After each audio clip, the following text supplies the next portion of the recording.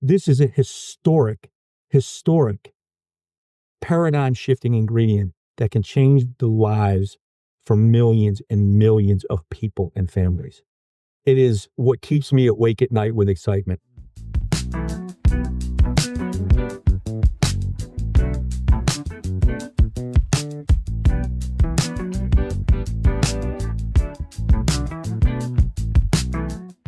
Hi, everyone. My name is Pete Ferrari, and once again, welcome to the Super Self podcast series. As we know, all of these episodes contain information for you to increase your overall quality of life and give you a better road to health and well-being.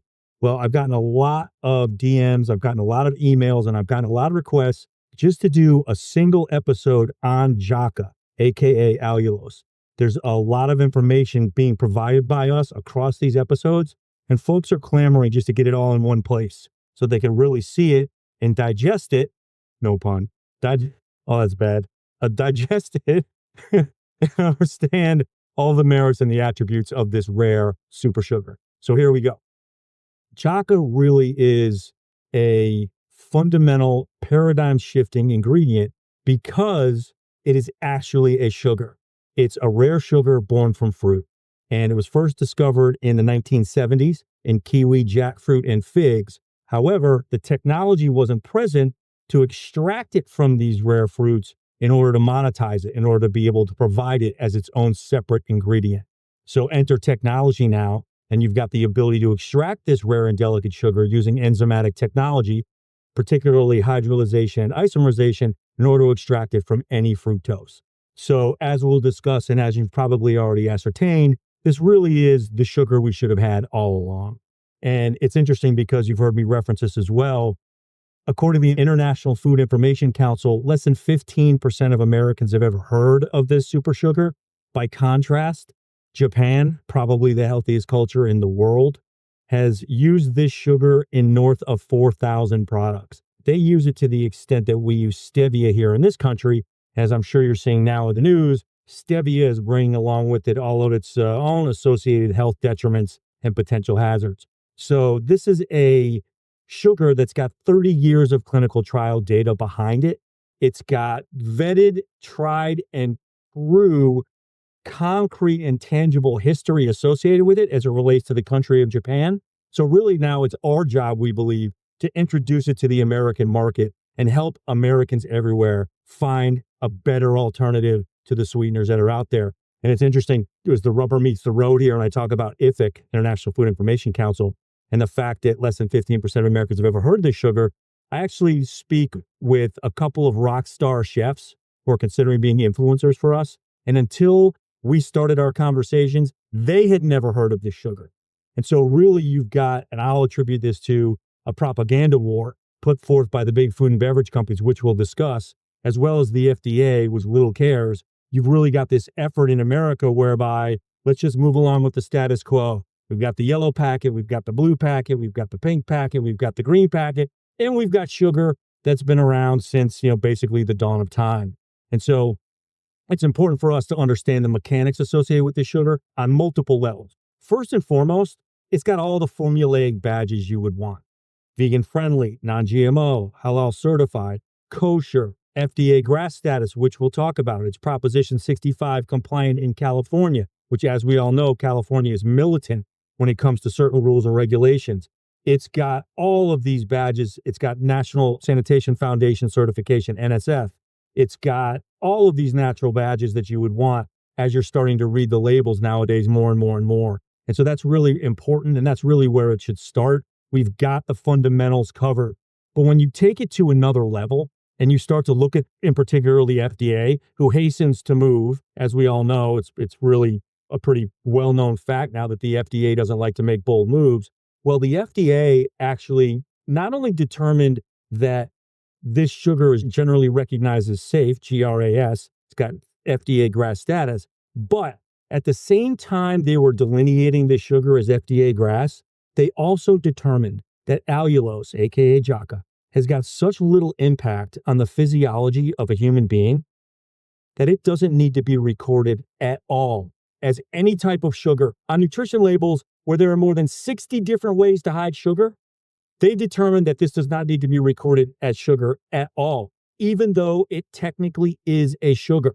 It's got the same molecular composition as sucrose, the sugar we grew up with, but the molecules have fixed themselves together in different groupings. And that's really what changes it from the sugar we all know into a superfood. So because it is actually a sugar, a rare sugar, tastes like sugar, cooks like sugar, bakes like sugar, but because of the fundamental lack of impact on the human anatomy, it does not need to be recorded as sugar. Not a sugar alcohol, nothing, just as a couple of carbohydrates, because it basically dissipates in the small and large intestine.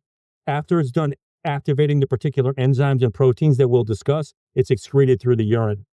So it's really a big deal that the FDA determined that this does not need to be recorded on sugar labels. And take this to another level. People always say, well, if it's been around from the 70s, Pete, how come I've never heard of it? If you're not bullshitting me, Pete, with regard to how great this sugar is, how come I've never heard of it? Well, think about this at a fundamental level, right? The big food and beverage companies, they've known about this sugar since it was discovered in the 70s. Coca-Cola, Unilever, Nestle, right? There are 5 companies basically that control the $2 or $3 trillion consumer product goods space. Those 5 companies have known about this for decades. Cargill's got a multi-billion-dollar R&D department. They've all heard about it. Well, a few years ago, when the FDA decided they finally needed to do something with regard to sugar, they determined that if they changed the way sugar is reported on nutrition labels, they could save 1 million cases a year of cardiovascular disease and diabetes. 1 million cases a year just by changing the label and how sugar is recorded, right? So that was determined in April a couple of years ago. And the new nutrition labeling was to go into effect the next January. Okay? Think about that. April to January. So if the big food and beverage companies really gave a shit about you, if they cared, and they know about this super sugar, why do they not redirect all of their massive Madison Avenue marketing and advertising efforts towards this sugar? They had 8 months, April to January, right, to put together monumental, state-of-the-art, beautiful campaigns to teach you about allulose and help you understand that it truly is the God-given alternative to the sugar that we grew up with, right? And think about the accoutrements of January 1st. It's New Year's. Everybody's New Year's resolution is to lose weight and get in shape. Everybody, every year, everybody, right? Think about the marketing and ad campaign that could surround that with regard to allulose and its metabolic benefits, which we'll discuss. Secondarily, it's January. What's coming in early February? The Super Bowl. Think about the Super Bowl ads to kick off this education and awareness campaign to help people understand about this great new alternative that's actually good for you. And these big new companies, we're going to reformulate our recipes because we care about you. We care about the health and well-being of our customers over generations. Well, guess what happened in that January a few years ago? I know you know. Crickets. Nothing happened. No monumental campaigns. Still less than 15% of Americans all these years later have ever heard of allulose. Suppression campaign, because they didn't want to bastardize their existing recipes. They didn't want their costs to go up because, yes, Jaca is they're probably paying a half a penny an ounce for sugar because sugar is a cartel in this country and it's subsidized by the federal government to the tune of $4 billion a year just to start, right? So it's going to be more expensive no matter what. They'd have to re-educate their consumers who in some instances, like with Coca-Cola, maybe 7, 8, 9, 10 generations old. They didn't want any part of it. But if they cared about you as the customer, they would have wanted to be all about it. If I was the CEO of that company and I really cared, that 8 months would have been every cylinder I had to fire on to create a campaign that was compelling and artistic and educational and informative to help people understand about this new wave in sugar that literally threads the needle. All the taste and texture of sugar that you love and none of the harmful effects of all of the sweeteners that we now know to be true. It goes right up the middle. Tastes like sugar, cooks like sugar, bakes like sugar, no adverse effects across the board. Huge opportunity, completely wasted. And so that's what we have to think of when I talk about going back to our instincts, relying upon our instincts in order to figure out what makes sense and what doesn't make sense. Everything that I just said to you probably makes sense. And so Now we're in a position though, also many, many, many years later, where I'm out here and our company's out here trying to help people understand about how great this sugar is and how it tastes like sugar, cooks like sugar, bakes like sugar, right? Well, the other way y'all are probably saying, yeah, Pete, bullshit, is because we've been hearing this since we were little kids. I'm almost 60 years old. When the pink packet came out, when I was this high, well, I'm not that much taller now. When I was this high, my grandmother used to use Sweetener, right? Tastes like sugar, cooks like sugar, bakes like sugar. None of the above is true. Then here comes the blue packet. None of the above is true. Then here comes the yellow packet. None of the above is true. Then here comes stevia, the green packet. None of the above is true. None of it tastes like sugar, cooks like sugar, bakes like sugar. Well, here comes Jaca. It's actually a rare sugar, so it does all the above. But now we're in a situation where we're crying wolf. Everybody's like, yeah, okay, Pete, tastes like sugar. Bullshit, bullshit, bullshit. Well, it does. And one of the things that I've enjoyed most over the past couple of years as I've been securing capital, raising the money to go public, was sending out samples to investor groups, institutional investors, banks, high net worth individuals who had never heard of the sugar before, weren't believing a word I'd said, right? Love sending them samples because invariably and immediately I would get a phone call or an email or a text. And it would be, whoa, Pete, this is sugar. It's like this aha moment. It's a seminal moment that really is almost epiphaneic, right? Wow, we now have an alternative to all of the crap that's been on the market for decades, and it's actually good for us. And when I say it's good for us, let's take it deeper. Let's take it to the scientific level, because I'm not just talking about vegan-friendly, non-GMO, kosher, halal, keto, diabetic-friendly. I'm not talking about all that. I'm talking about clinical trials, the best of their kind, over the past 30 years that legitimize everything that I say about this sugar. So you look at diabetes first. This sugar is diabetic-friendly because it has zero glycemic index, doesn't spike your levels. In fact, our former CMO, he is diabetic, and he wears the monitor and the whole nine, and he's a Splenda guy because he had never heard of Allulose before. Splenda guy, sent him some samples, used it, looked at his levels. Now, I know the calibrations are different from monitor to monitor, but I remember distinctly what he said. He said, hey, Pete, when I eat Splenda, my levels stay under control, but they go to 30. When I use Jaca, my levels stay at 0. They stay right where they're supposed to be in accordance with this monitor. It's like, I can't believe it. And it tastes like sugar. It's way better. I'm a customer for life. So not only is it diabetic friendly, but there was also a study done at the University of Florida that found that it actually, upon ingestion, may decrease the glucose spikes from ingesting food. Ordinarily, glucose levels either stay the same or they rise a little bit during the digestive process. And that's fine, depending upon if it's within reason, right? The big spike with sugar, it's where diabetes becomes naturally a big problem. This sugar upon ingestion has been known to actually decrease glucose levels, which means it may actually prevent diabetes as well as being diabetic friendly. There are multiple studies out there in this regard. And when I talk about studies, folks, it's important to understand, you've heard this in another podcast about Beware the False Prophets, where they're all saying it's independently verified and it's got all of these super trials associated with it, but really because the FDA doesn't regulate those markets, in that case supplements, they could have 2 mice over in a corner eating this stuff for an hour, and if the mouse doesn't drop dead, then they could say, oh, it's clinically proven. Well, it doesn't work like that with a food product like this, regulated by the FDA. So when I'm talking about clinical trials in these instances, I'm not talking about rats and mice at all. I'm only referencing randomized, double-blind, placebo-controlled human trials, the best of their kind, the most objective, and done from reputable universities in accordance with reputable governments. In the first case, as I've mentioned, the University of Florida, one of the best universities in America. So if you look at another set of clinical trials, found that the ingestion of this sugar actually can decrease subcutaneous body fat upon ingestion. It removes existing body fat. Sounds absolutely absurd. Again, randomized, double-blind, placebo-controlled human trials. It has been proven upon ingestion, when it hits the small intestine, it activates the CPT1 and CPT2 enzymes, as well as the UCP1 protein.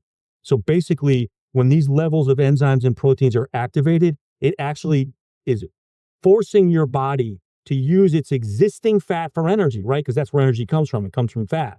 So it's forcing your body to use existing fat for energy. Thereby extension, it's eating into existing body fat. And this was done at a reputable university in South Korea, Kyung-Puk University, in association with the South Korean government. Very stable democracy, very stable university. You know it's tried and true. You know it makes sense. So we've got an incredible advantage as we're ingesting Jaca that we can eat as much of it as we want. No sugar high, no sugar crash, no blues, no lethargy, and it burns body fat. It's also been proven to activate the same hormone in the body that Ozempic does, GLP-1. Upon ingestion of Jaca, it activates GLP-1. GLP-1 is in your intestines, and it's got signals that it sends to receptors in the hypothalamus, the brainstem, and the parietal cortex. It's what tells you whether or not you're hungry. That's the whole big thing with Ozempic, right? It tells you that you're not hungry, so you stop eating, your appetite is controlled. Same thing happens with the ingestion of Jaca. GLP-1 is activated, and it sends signals to the brain saying, yo, time out, you're not hungry. You're not hungry, you can stop. You've only had 2 cookies, sugar cookies made with Jaca, that's enough. Unlike conventional sugar, which has been proven to be 10 times more addictive than cocaine. You think about that. Is that why Coca-Cola doesn't want to switch to allulose from pure sugar or high fructose corn syrup? 10 times addiction versus non-addictive because it actually controls appetite?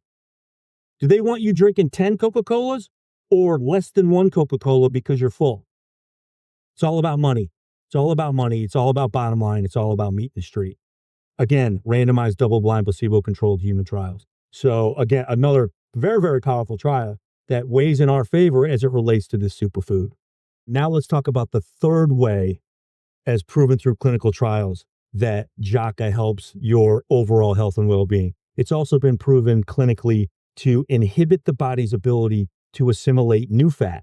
So as you're eating food, not only is it having you burn existing body fat, CPT1, CPT2 enzymes, UCP1 protein, and it activates fat blocking chemicals in the body, synthase and carboxylase as well, but it's also suppressing the hepatic enzyme that promotes fat absorption. It's also lowering lipogenesis in the liver. So these two things combined are pushing away fat that you may be ingesting as you're eating. So it's kind of a double-edged effect. It's pushing away fat that you're ingesting as you're eating, and it's blocking and using fat that you already have on your body as you're eating it. So think about that, as well as controlling your appetite and telling you you're full and you don't need any more. This is a historic paradigm-shifting ingredient that can change the lives for millions and millions of people and families. It is what keeps me awake at night with excitement. I can't sleep. I want to get the word out there so badly. I'm up at 1 and 2 a.m. I can't sleep, figuring out how to get in front of people, get in touch with people, and help people understand how amazing this ingredient is for them, how it could be the catalyst that changes their lives and their families' lives completely. It could be the linchpin for saying, okay, I'm changing everything. I can eat now as much of this sugar as I want to and serve my sweet tooth, serve my cravings, and it's only going to help me burn fat and control appetite and push away fat. So maybe I'll walk around the block also. One time, once a week. Then maybe I'll go to twice a week walking around the block. Then maybe I'll jump rope for 10 minutes. Then maybe I'll get bands at Walmart, put them around the doorknob, and do 3 sets of 3 times a week. If you want to get into that world, we've got 4 modules, health and well-being based, that you can download from our website for free. This is not about the money for us. This is about caring for people out there who have been victimized over decades at the hands of the big food and beverage companies and the FDA. Go out there and download these modules for free. Nutrition, fitness, lifestyle, mindset. See what they're all about. Change everything by using Jaca as the catalyst. This is what we believe we can accomplish together. You and us. But there are a few competitors out there who are espousing to be the best and greatest allulose. Not many, but what you're going to find is there are some mom and pops out there. And what you're also going to find is caveat emptor. Let the buyer beware. There have been studies done. 14 out of 17 studies companies analyzed had problems with the purity of their allulose. There were blends, whether they were sticking erythritol in there to sweeten it up, or dextrose or some other sweetener to increase their profits and decrease their cost of goods sold. There may be a blend at hand instead of 100% pure allulose like us. Whether they are misrepresenting the claims, saying that their product is organic, when in actuality, when you put the sugar on the end of your tongue and leave it there for a few seconds, it actually starts to sting. Never heard of an organic food in my life that stings your tongue. Whether they are misrepresenting how the sugar is being manufactured, not in accordance with ethical standards, there are volumes and volumes of problems associated with these other companies. And most notably, that they are typically blends or they've got undisclosed ingredients in them. One company in particular has got up to 8% maltodextrin in it. Now, maltodextrin in and of itself is dangerous, just like erythritol and dextrose. Heart attacks, tachycardia, stroke. But think about this. If a product that is claiming to be diabetic friendly has got almost 10% of another ingredient in it that's not diabetic friendly, is that product diabetic friendly any longer? Or is that diabetic in harm's way? 10%. Let the buyer beware. Got to be very, very careful out there. We spent 6 months evaluating, vetting, and analyzing our supply chain. Heavily weighted QA matrix. Heavily weighted down to the molecular level to make sure that our product was as pure as we say it is, and there were no heavy metals. That was another thing in a lot of these companies' products. Big, big, big heavy metals. We ensured on every level that there is nothing in our product that is less than pure and is everything that we say it's going to be. And so that's, again, another thing that we've got to be conscious of is we're not just looking to the big food and beverage companies and their associated problems. We're looking horizontally as well. Who are we going against in this genre as more and more up-and-comers will be presenting themselves, because this is going to be an active market because of its value, and how are these guys actually promoting and extending their products, and what are they purporting in the marketplace. So I'll share with you that that's what we take the most seriously. We're a pending B corporation. Okay, we put purpose alongside profit. We actually have ethical responsibility, corporate social responsibility, charitable outreach. That's all built into our corporate charter as a B Corp. We measure ourselves against it. It's not just the bottom line with us. That's again why we spend a year developing 4 health and well-being modules so people can help jumpstart their lives or continue on their current trajectory as it relates to health and well-being. We offer those for free on our website. There are a lot of things that we're doing. We've got a 501c3 that we've established called the Foundation for Nutritional Equality. Our goal is to get Jaca distributed into low-income neighborhoods where sugar-related illness hits by far the hardest, because sugar is super, super cheap, and sugar makes shitty food taste good. We know this. You've heard me say this before in other episodes. My dad was killed when I was 10 years old. That thrust my family into extreme poverty. We didn't eat every day. And when we did eat, we couldn't afford good food. Poor people can't afford good food. So back then in the 1970s, they didn't take meat off the shelves. They just kept lowering the price. When it got green and crusty and hard, they just kept lowering the price. So if ground chuck happened to get to be like 10 cents a pound, then maybe we could eat that week. So my grandmother would buy it, and the way she would sweeten up rancid meat to get a 10-year-old me and a 7-year-old my little brother to eat it, cups and cups and cups and cups of sugar. When she'd go out to the backyard and pick dandelions and make this nasty, bitter-tasting, awful soup, the way she got a 10-year-old and a 7-year-old to eat it, cups and cups and cups and cups of sugar. That, folks, at a fundamental level, is why sugar-related illness hits the impoverished the hardest by far. We don't have a Wegmans on every corner. We can't afford to eat at Wolfgang Puck's, and sugar is super, super, super cheap. That's it fundamentally. You don't need to read statistics about Hispanics versus African Americans and how these different rates are increased across demographics. You don't need any of this big study as it relates to why the impoverished are hit the hardest. Poor people can't afford food that tastes good. Sugar is super, super cheap. Sugar makes shitty food taste palatable.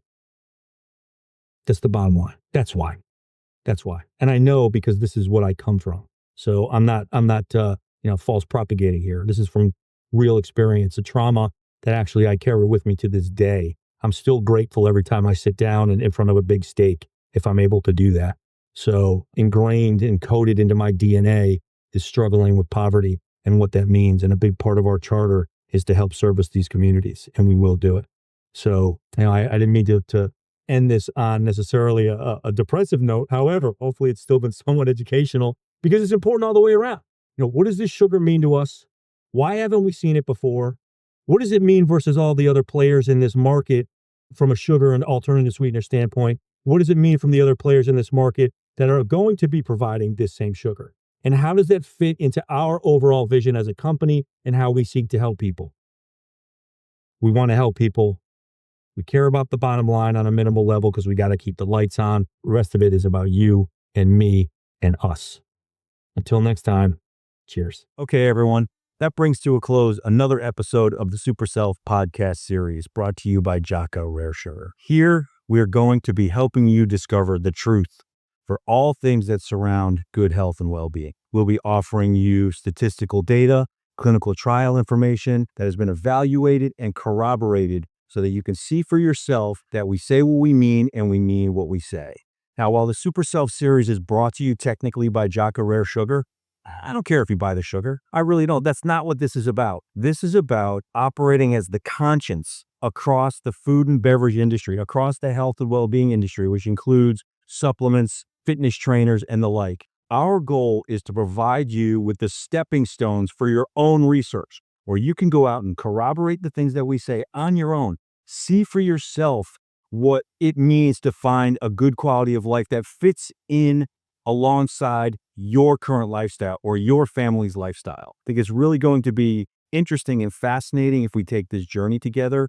And once again, our goal is not just to provide you with data, but to keep it interesting. I've been living a clean lifestyle for 40 years now. I've been going to the gym for almost 45 years, eating clean for 40 years. And so we're going to have a ton of stories along the way about the foibles, the successes, and the failures, but we're also going to provide you with the information that you need to carry on and carry forward. Think about subscribing. We'd love it if you subscribe to us, pass this on to your friends. I think we've got a lot of edgy and interesting podcasts that are upcoming, and we certainly will look forward to any feedback that you want to provide. Until next time, cheers.